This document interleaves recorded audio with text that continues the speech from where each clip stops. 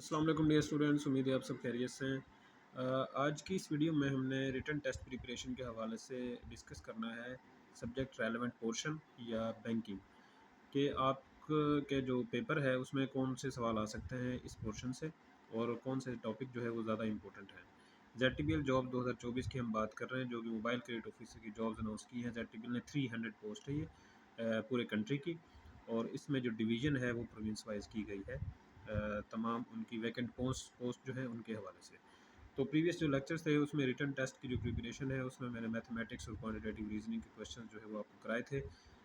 आज से जो है हम स्टार्ट कर रहे हैं सब्जेक्ट रेलेवेंट पोर्शन या बैंकिंग, और इसमें जो हमारा पहला टॉपिक है वो कॉस्ट ऑफ गुड्स सोल्ड का COGS का है, जो 2023 के बैच का रिटन टेस्ट कंडक्ट किया था ओपन टेस्टिंग सर्विस ने इस पोस्ट का। उसमें ये जो टॉपिक है इससे रेलेवेंट क्वेश्चंस MCQs उसमें आए थे पेपर में।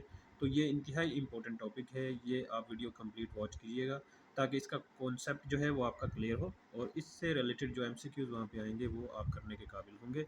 साथ में जो कैलकुलेशन इसकी किस तरह की जाती है वो भी इस वीडियो में आपको करने के तरीका जो है वो बताऊँगा। ठीक है। तो कॉस्ट ऑफ गुड्स सोल्ड ये एक ऐसा टॉपिक है जो कि अकाउंटिंग से रिलेटेड है।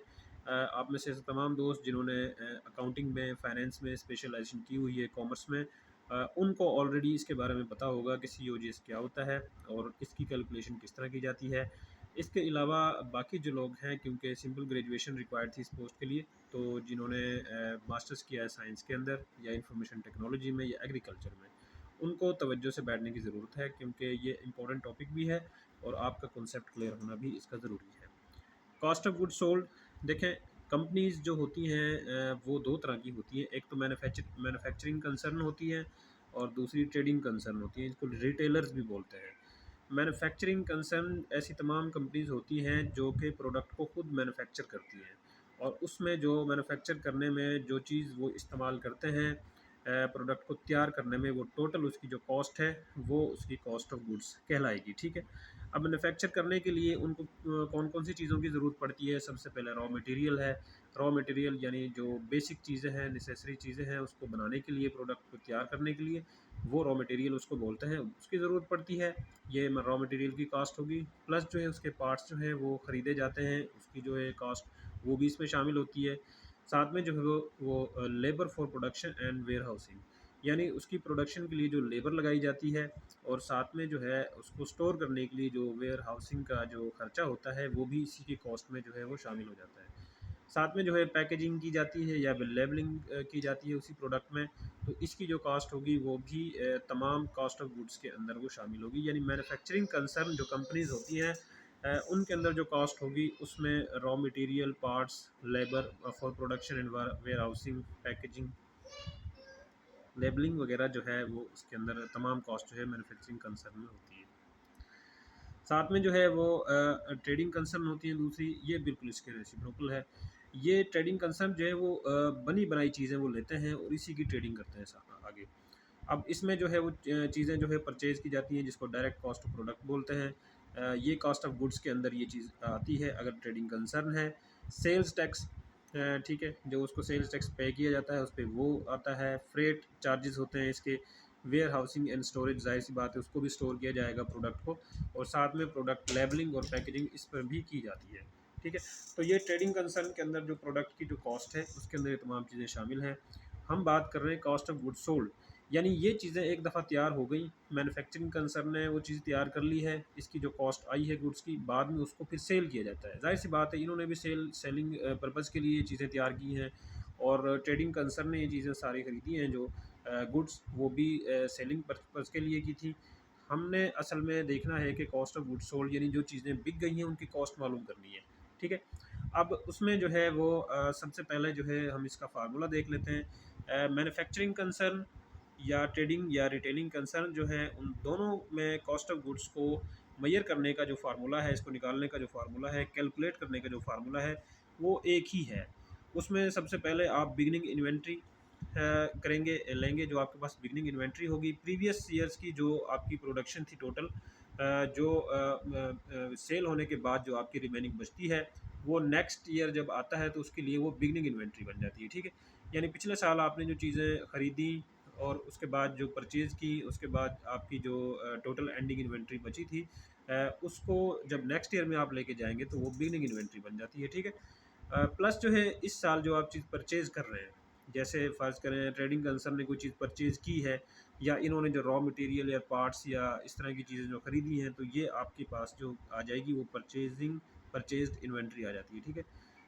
दोनों इनको जमा करेंगे और इसमें से जो एंडिंग इन्वेंट्री आपकी जो बाद में बचती है ईयर एंड पे, उसको आप कर देंगे माइनस। बिगिनिंग इन्वेंट्री में परचेज़्ड इन्वेंट्री प्लस करते हैं और माइनस क्या करते हैं, एंडिंग इन्वेंट्री उसमें से माइनस कर देते हैं। तो आपके पास जो रिमेनिंग वैल्यू बचती है वो कॉस्ट ऑफ गुड्स की आ जाती है।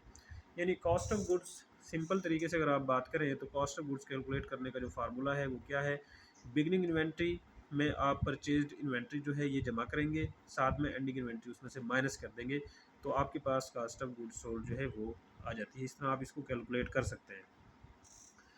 एग्जांपल अगर इसकी हम देखें, फ़र्ज़ करें आपके पास जो बिगिनिंग इन्वेंट्री है वो 10,000 है, यानी प्रीवियस ईयर्स में जो आपकी सेलिंग हुई थी, सेल होने के बाद जो आपकी चीज़ें बच गई थी वो 10,000 की उनकी कॉस्ट थी टोटल। यानी वो जो प्रोडक्ट्स आपके पास बची हैं, गुड्स आपके पास बनी बची थी, उनकी जो टोटल कॉस्ट है आपके पास कितनी है, 10,000, ठीक है? इस साल जो चीज़ें आपने परचेज़ की हैं, वो फ़र्ज़ करो आपके पास जो है वो चीज़ें जो आपने गुड्स परचेज़ की वो 20,000 है, ठीक है? ये चूँकि आपके पास क्या है, परचेज़ की इन्वेंट्री, इसको आप इसके अंदर कर देंगे जमा। माइनस क्या करेंगे, एंडिंग इन्वेंट्री, सेल होने के बाद जो चीज़ें आपके पास बच गई हैं वो क्या है, 2000 की जो है वो फ़र्ज़ करें आपके पास एंडिंग इन्वेंट्री है। अब इसका आंसर क्या होगा, 10,000 आपकी बिगिनिंग इन्वेंट्री थी, ठीक है?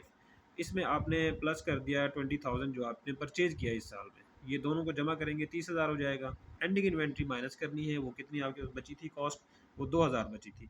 तो 30,000 में से 2,000 माइनस करेंगे तो ये आ जाएगा आपका 28,000। अब आपके पास कॉस्ट ऑफ गुड्स सोल्ड कितनी आ गई, 28,000 आ गई है, ठीक है? इसी टॉपिक के अंदर जो एक इंतहाई इम्पोर्टेंट जो सवाल है वो बनता है, cost of goods available for cell. अक्सर ये भी पूछ लिया जाता है कि cost of goods available for cell का मतलब क्या है। ये बिल्कुल आप इसको इस तरह मैं अगर देखूं, सबसे पहले बिगिनिंग इन्वेंट्री आप लेंगे, ठीक है? उसके बाद जो है इसमें प्लस कर देंगे परचेज्ड इन्वेंट्री, यानी बिगिनिंग इन्वेंट्री में अगर आप परचेज्ड इन्वेंट्री जमा कर देते हैं तो आपके पास जो चीज़ आएगी, इन दोनों को करने के बाद वो आएगी cost of goods available for cell. यानी पिछले साल की जो बची थी बिगिनिंग इन्वेंट्री, उसमें आपने परचेज्ड इन्वेंट्री को जमा कर दिया, तो दोनों का जो सम होगा वो आपके पास cost of goods available for sale होगा, ठीक है? इंतहाई इंपॉर्टेंट टॉपिक था। कल जो है इससे नेक्स्ट जो टॉपिक है हम वो डिस्कस करेंगे, कॉस्ट ऑफ गुड्स सोल्ड। उम्मीद है आपको ये समझ आ गया होगा। अगर इसमें कोई परेशानी है तो आप कमेंट सेक्शन में जाकर इसके हवाले से कोई भी क्यूरी जो है वो करेंगे, तो आपको जो है उसका आंसर मिलेगा। इस टॉपिक से लाजमी कोई ना कोई क्वेश्चन एमसीक्यूज आपके पेपर में आने वाले हैं, ठीक है? इसको लाजमी ये कॉन्सेप्ट क्लियर कर लें। इसकी एग्जांपल्स अगर आप कहेंगे तो वो भी उस पर जो है एक वीडियो हम बना देंगे, ताकि मज़ीद जो है आपका कॉस्ट ऑफ गुड्स सोल्ड का कॉन्सेप्ट जो है वो क्लियर हो जाए। Thank you.